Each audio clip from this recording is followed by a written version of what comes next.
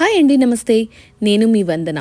ఈరోజు special beetroot కోడిగుడ్డు కూర అండి. బీట్రూట్ని చాలామంది డైరెక్ట్గా తినడానికి ఇష్టపడరు. అసలు ఇది కుక్ చేయకుండానే తింటే బీట్రూట్ చాలా మంచిది హెల్త్కి. కానీ ఇష్టపడని వాళ్ళ కోసం మనం బీట్రూట్ని అయితే కర్రీగా చేసుకొని తింటాము. దాంట్లోకి కర్రీ కూడా ఇష్టపడని వాళ్ళు ఇలా ఎగ్ వేస్ట్ చేసుకోండి, చాలా టేస్టీగా ఉంటుంది. దీనికోసం ముందుగా ప్యాన్ పెట్టుకొని దాంట్లో 2 చెంచాల నూనె వేసుకోవాలండి. ఫస్ట్ నూనె ఎక్కువగానే వేసుకోవాలి, ఎందుకంటే బీట్రూట్కి అలాగే ఎగ్కి సరిపడంత నూనె ఉంటేనే టేస్ట్ బాగుంటుంది. అలాగే ఎగ్ కూడా పర్ఫెక్ట్గా ఫ్రై అవుతుందన్నమాట. నూనె కాగిన తర్వాత దీంట్లో నేను కరివేపాకు వేసుకున్నాను. అలాగే ఒక 5 పచ్చిమిరపకాయల్ని ఇలా చీలికలాగా కట్ చేసి వేసేసుకొని ఒక 2 మినిట్స్ అలా ఫ్రై చేయనిచ్చానండి.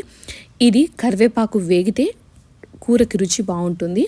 తర్వాత దీంట్లోకి ఒక 3 మీడియం సైజు ఉల్లిపాయల్ని కూడా పొడువు ముక్కలుగా కట్ చేసి వేసేసుకున్నానండి.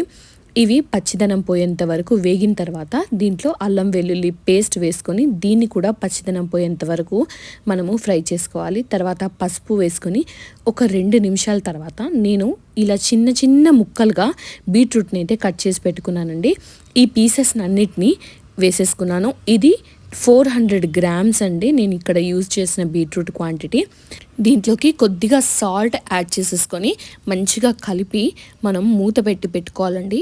లో ఫ్లేమ్ పైన కుక్ చేస్తే బీట్రూట్ ఒక 10 నిమిషాల్లో చాలా సాఫ్ట్గా అయిపోతుందన్నమాట.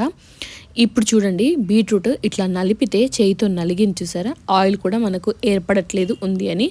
ఇప్పుడు దీనిపైన నేను కాస్త ఉప్పు, కారం, ధనియాల పొడి 3 యాడ్ చేసేసి మంచిగా కలుపుకున్న తర్వాత నేను 4 కోడిగుడ్లను క్రాక్ చేసి వేసేసుకుంటున్నానండి. ఇక్కడ మీరు తీసుకునే బీట్రూట్ క్వాంటిటీ బట్టి ఎగ్ క్వాంటిటీ డిసైడ్ చేసేసుకోవచ్చు. నేను తీసుకున్న 400 గ్రామ్స్ బీట్రూట్కి నేను 4 కోడిగుడ్లు అయితే వేసేసుకున్నాను అనమాట. లేదు ఇంకా ఎగ్ ఎక్కువ టేస్ట్ తెలియాలి అనుకున్న వాళ్ళు ఇంకొక 2 కోడిగుడ్లను వేసేసుకోవచ్చు. వీటిని మంచిగా కలిపిన తర్వాత మూత పెట్టేస్తే ఇలా మంచిగా ఉడుకుతుంది. అప్పుడు ఒకసారి ఇలా తిప్పేసి కలిపేసి మళ్ళీ మూత పెట్టి ఉడికించుకోవాలండి. గుడ్డు మంచిగా ఉడికి బీట్రూట్కి పడుతుంది. అప్పుడు మనకు ఆ ఎగ్ తిన్నా కూడా మంచి టేస్ట్ వస్తుందన్నమాట.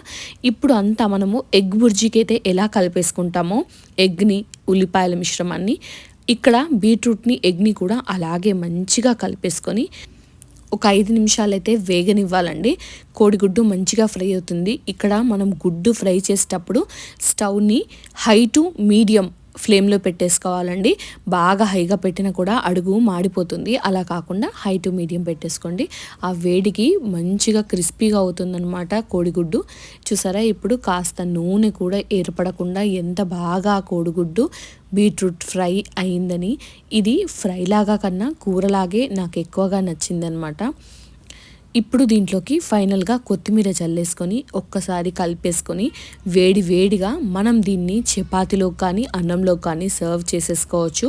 పిల్లలకైతే హెల్త్కి చాలా మంచిదండి. పిల్లలు దీని రంగు చూసే ముందే నాకైతే వద్దు అని చెప్తుంటారు.